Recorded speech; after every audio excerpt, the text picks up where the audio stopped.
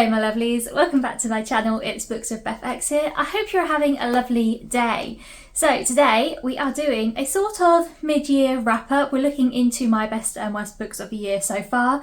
There's actually, I think, 6 best and 4 worst, so we'll try and even them out. So today we're discussing the best books I've read this year, but also my worst. So it's going to be a bit of a rollercoaster of a ride. For these books, so all of the top books are books I've rated 5-star this year. All of the worst are the books I've rated 3-star down to 1-star and DNF or /DNF. I need to look out for this on my TikTok because I will do a video about like my rating system because it's probably a little bit different to most people's, but I basically rate based on my enjoyment. I don't care if it's well written, if I enjoyed it, if I can't put it down, it's getting a 5-star. It could be anything. And yeah, it'd probably be something that most people would rate 1-star, but if I enjoy it then it's a 5-star.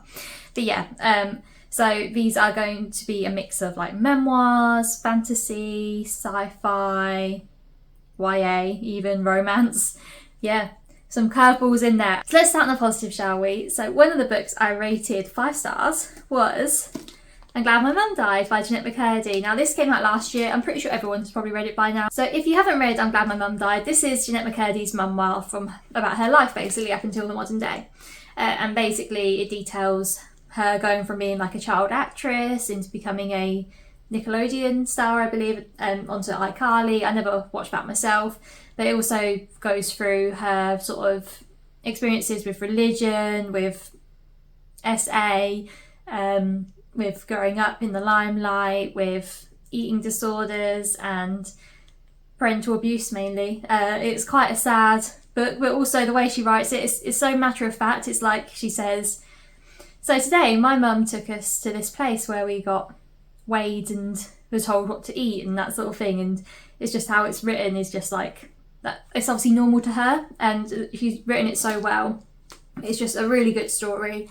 It's not even a story, it's her life. It's a really good, just a really good book. Everyone should read this. It's very interesting, a very interesting look into child actors and what they go through, but also just being a teenager in teenage life. And I mean, a lot of us have had eating disorders, so it's quite reminiscent of that. I believe she's probably about my age as well, which makes it even more scary. But yeah, give this a read. It's very good. I gave it 5 stars, so it's well worth a read. So now we'll go on to a sort of a downturn. This is a book I rated 3 stars, so it's not that bad, but it was I Kissed Shara Wheeler by Casey McQuiston. To be fair, so there was only 2 books on my list that I gave anything lower than 3 stars, so I had to like top it up because I was like, this wouldn't be a very well-rounded video. But for me, 3 stars are books that are okay. There's nothing to love, but there's nothing to hate about them. They sit in the middle ground. I don't really want to give books a 3-star, but yeah. So I Kissed Shara Wheeler kind of fits into that. I mean, I enjoyed it at times, but I feel like I'm probably not the right audience for it at the minute. But it's basically follows these girls in high school.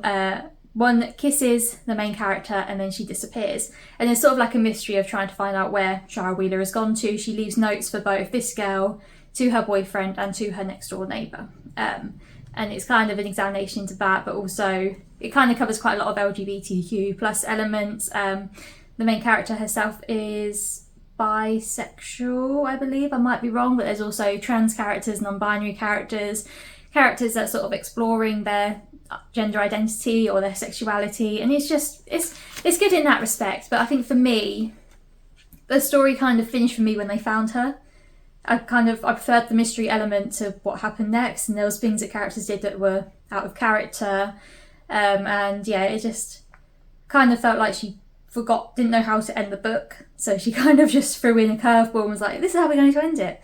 But yeah, I think if I was younger I probably would have enjoyed it more, and I think it is good in the way of helping teenagers probably come to terms with their own identities. And it may have been useful when I was younger or when my peers were younger as well to help them, but yeah, it just wasn't really for me, but it's still an okay book. I gave it 3 stars. So now we'll go to another memoir, which is Becoming by Michelle Obama. So I listened to this as an audiobook, highly recommend because it is Michelle Obama herself narrating it, and this follows basically her life story from when she was young until was it about 2 years after they left the White House, something like that. I think that's when it was released. But it was just so interesting seeing how she grew up and how she got out of sort of basic poverty. She was living, her and her brother were sleeping in the same room. They were kind of living in this apartment that was owned by her auntie, I believe. And then how she got from that position to getting a really good education, going to really prestigious universities, and then getting a good job, but not really being happy with her life. She wanted to do a little bit more of her life, wanted to help people. And then she met Barack Obama, and then obviously the whole life flipped, and it kind of explores her being the first lady, but then also the campaign that obviously Trump then won, and her sort of thoughts and feelings about the people that voted for him as well, and then obviously looking into everything that he's reversed in that time. Yeah, really good. Highly recommend giving that a read or listening to it alternatively. Let's say it's narrated by her, but it's just, yeah, really good exploration into her life, and it's good to see her or read her thoughts and feelings about things. So yeah, gave that one 5 stars, of course. I think I might say the positives for a little bit longer. So the next book I gave 5 stars to was Book Lovers by Emily Henry, which is very, very out of, what's the word? Out of fashion for me. I don't read romance. That's the thing. I don't even really read romantasy. But yes, I adored this. I could not put it down.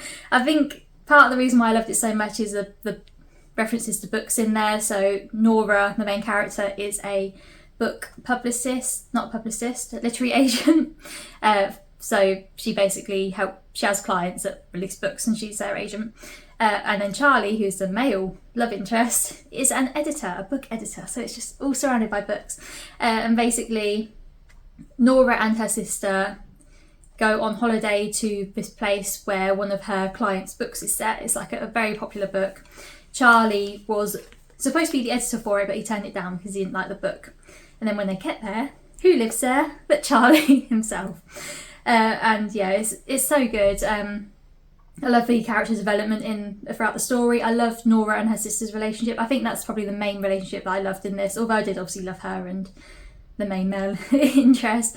But while they're there, they sort of have a bucket list of things to tick off that you typically do in small towns. So things like, I don't know, save a small business, or eat out at the local establishment, or go skinny dipping in the lake and that sort of thing, and they try and tick off a few of them.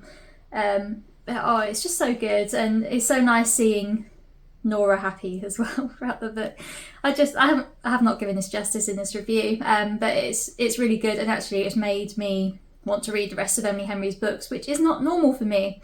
So maybe I need to read a few other books out there, like Beth O'Leary's books. I've heard good things about them, so maybe I'll have to give them a read too once I finish all of Emily Henry's. But to be fair, I'm saving her other books for going on holiday, because one's literally called Beach Read, so where else am I supposed to read that? It's on the beach. So yeah, definitely recommend reading this. I gave it 5 stars, and that's from a girl who doesn't read doesn't read romance usually. So yeah, give this a read. Right, time for a negative, because I feel like we've had too many positives, too many lighter books. So Hidden Pictures by Jason Rekulak, which I ended up giving 2 stars to. This was also a release last year, and the only reason I read it is because I was doing a Goodreads Choice Awards challenge where I had to read the winners, and this won the horror section, which it was not horror for one thing.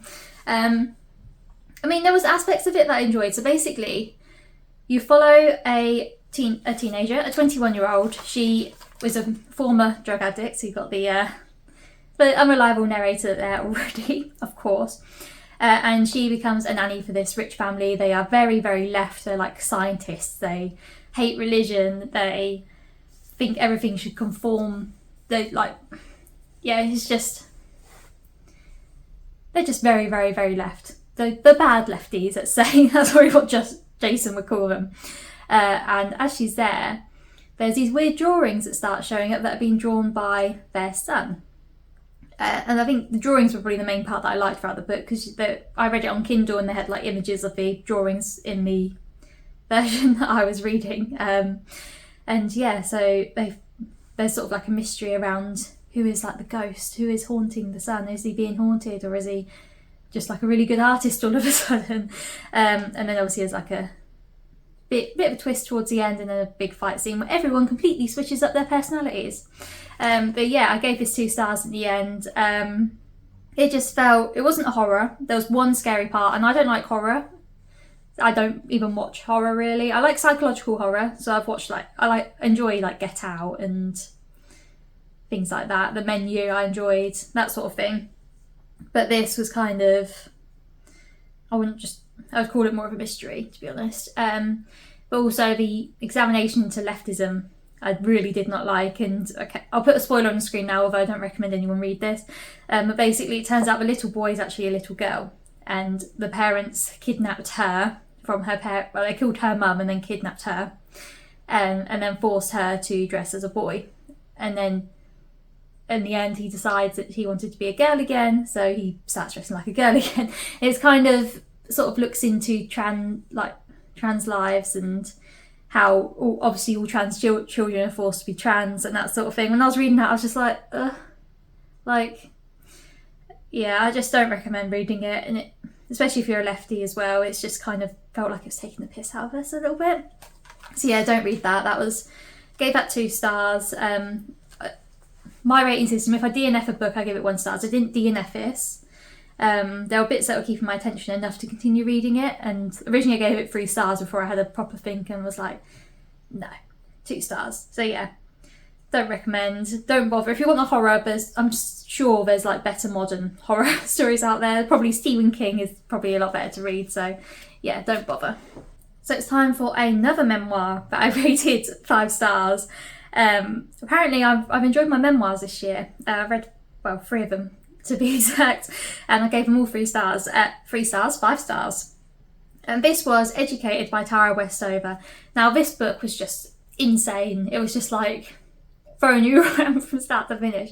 So in this you follow Tara Westover. It's her life story, and basically she grew up in a sort of Death Day cult. Her dad believed that the end of the world was coming, that the government were going to come and kill them all and capture them all because they weren't in school and things like that. And yeah, she sort of grew up like that, believing that the government and everyone else around them is evil, and that if you didn't live to the Mormon doctrine, you weren't a Mormon, basically. And they followed the scripture very, very closely, so they couldn't even, to the point where you couldn't wear makeup, you couldn't have your hair done nice, you couldn't dance, you couldn't do anything like that, especially if you're a girl. And she grew up with quite a few brothers. A couple of them managed to get out of the system before she was alive, before the whole situation started properly. But especially follows her and one of her brothers called Sean, who is an awful, awful person. It sounds like he does sort of have some sort of bipolar or some sort of psychotic thing going on, because one minute he's nice and the next he'll flip and do awful things, basically. But yeah, it's so interesting following her life, watching her go from being this meek little child who kind of does what everyone tells her to do because she's a female, and then going from that to then growing up and being able to get into university somehow based on her religious studies, and teach herself how to read and write, and just being able to get off to university. She came over to England and studied here for a bit, and she kind of eventually realises that the way she was living wasn't correct, and that her form of Mormonism is very, very extreme, because she meets other Mormons and other Christians throughout the story, and obviously they're a lot more free than she was. Going from that and then growing up into a normal woman who then writes her story and details her life. It's just so good to read, honestly, and it's shocking that people live like this, but I'm sure there's probably thousands of people like that out there. But I listen to a lot of true crime, and yeah, it's quite a very interesting story. I do recommend everyone read it, although it is quite dark and there are some dark elements to it, so keep that in mind. But it's also definitely one that keeps your attention, I would say. So yeah, give that a read or give that a listen, because I listened to it on audiobook. It works really well as an audiobook, so yeah. Gave that one 5 stars, of course. Back to the negatives, and this one is quite a big negative, because this is the book that I DNF'd this year. Which, to be fair, maybe I should have DNF'd another one, which was Hidden Pictures, but it's fine. I don't want to DNF too many. One of my goals is to DNF more books, and of course I've done one so far this year, so I suppose that's positive because it's one more than I did last year. and that was Tomorrow and Tomorrow and Tomorrow by Gabrielle Zevin. Now this might be a controversial opinion because most people love it. It won the Goodreads Choice Awards, but then I guess so did Hidden Pictures. But it just wasn't for me. I'll say that. It just kind of felt like the story wasn't going anywhere, and like the author hadn't planned it. So basically, what is this? So you follow two people, a boy and a girl, as they sort of grow up. It kind of jumps between the past and the present and things like that. And they both bond over their love for video games, and they decide to become video game developers and come up with their own video games. So it follows these two people are very, very different. So she is like quite a rich Jewish girl, while he is like a poor Asian boy. And he's also disabled. Got injured in a car accident and injured his leg and can't actually walk properly. But it just kind of felt, so I've read to halfway. I gave it a good go. It felt like once they finished the first game, that's where the story should have ended. But then that was only like 25% into the book, and then they made another game, and then they're going to make another game, and that's where I stopped. And I was just like, I don't really see where the story's going. Most of the time when I read a book, I need to know roughly where the story's going. There's like an end point that they're aiming for. So for example, in God Killer, they're aiming to get to this certain place, and the story leads up to that, and then you get the character development throughout that. Whereas this, it kind of felt like, where was their end point? Was the end point them making this third game before I stopped reading? I don't know. But also, it makes me feel bad that I DNF'd it because there were some quite bad things happening to some of the characters as well. Especially at the point where I stopped reading it. And maybe I'll pick it up again in the future, but I think at the time I was trying to do a readathon and I just did not want to pick it up. It wasn't gripping me enough to want to read it, which was then pushing me behind on the readathon. So yeah, it just wasn't for me. But most people do love it. I am on my own here. I completely admit that. Most people do enjoy it, so give that a read if it sounds like it's something you want to read, even though I've probably made it sound awful. Now we're on apparently the sci-fi portion of this video. The final 3 books on here are all sci-fis. 2 of them are good, 1 of them is not so good.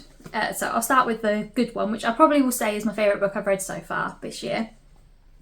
And that is Kindred by Octavia E. Butler. Now, I can't stop raving about this. It's so good, and obviously I'm going to read all the rest of her books very, very soon, hopefully. So this follows a character called Dana. She is living in 1976, and she keeps getting teleported back in time to 1815, where she is obviously assumed to be a slave because slavery was still a thing back then. And each time she's going back to save one of her ancestors. He's like her great-great-great-grandfather. He's also a white slave owner. So she keeps going back in time to this. And yeah, it's obviously you get all the elements that you normally get with slavery stories, but it's also the sci-fi element of time travel as well, and it's very interesting. It's also written in a very modern way. Like, you would not think that this book was written in the, I think, 70s or 80s. Like, the only thing that makes you think it wasn't is like the lack of mobile phones, not that they're really relevant throughout the story. It's just such a good book, and I highly recommend everyone read this, and I gave it 5 stars, and there's not much more I can really say about it except that it's incredible and everyone needs to read this. Okay, 3rd time, everyone needs to read this.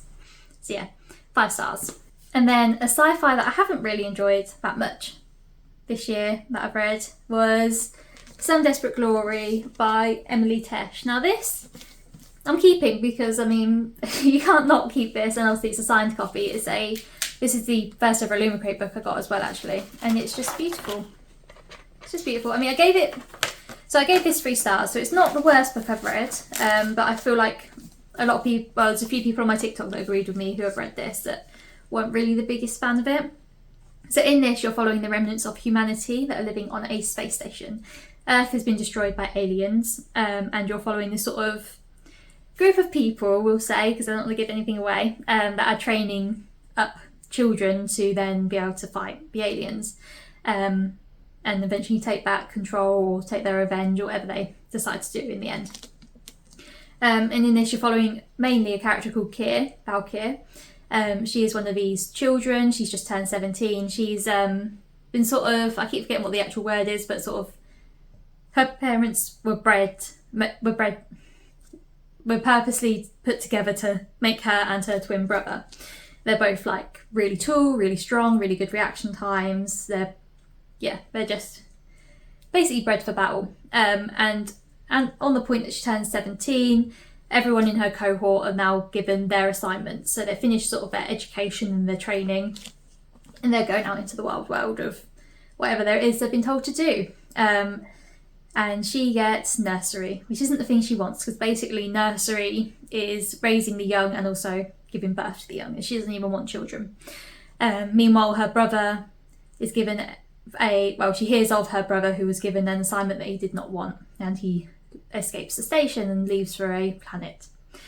And she decides she's going to try and chase after him and find out what happens. So yeah, that's where the story starts. But I feel like in this, a lot of things aren't explained well enough for me to be able to understand what's happening. There's like a lot of like multiverse type elements in there, which obviously I do understand because I've seen all the Marvel films that have been out recently. I understand the concept of the multiverse, okay? But I don't think things were explained very well in here, and it's sort of like they go into this cloudy thing, or they're doing this simulation in a thing which is related to the multiverse, or they're even like things as little as jump hooks, which I still don't understand what they are. I think I've explained in the video I thought it was a grip hook, but I don't think it is, because I think it's almost like a teleportation thing, but you don't know because they don't explain it. And there's things around like gravity and her travelling in between engines, and it was just confusing. I mean, I will read the next one in the series. I think it set up the next one quite well, but this one, it just jumps around so much, but I was just really lost. It kind of felt like it was 3 books in one, even though it was 3 parts, so I suppose that probably is how it works. But yeah, you might enjoy it more, but it's not the best sci-fi I've read this year. And then the final book that I've given 5 stars so far this year is one I've actually just recently finished. So I haven't actually spoken about this yet other than in my previous video. And that is Station 11 by Emily St. John Mandel, which I'll put on the screen just here. I adored this book. Honestly, I could not put it down. It's so good. So in this, there's a pandemic. But it basically starts with a showing of King Lear, and a famous person is playing King Lear, and he has a heart attack in the middle of the show. And then it kind of goes from there. The next day is basically when the pandemic first hits Canada and America. And throughout this book, you're sort of jumping between from like before the pandemic to like a few days after to 20 years after. And all the characters are sort of related to this actor character. And yeah, it's just really good. You mainly follow this character called Kirsten, who was a child actress on the stage at the time that the celebrity died, but she's now in a travelling symphony orchestra group performing Shakespeare plays around parts of America. They're like travelling from town to town and putting on shows and things.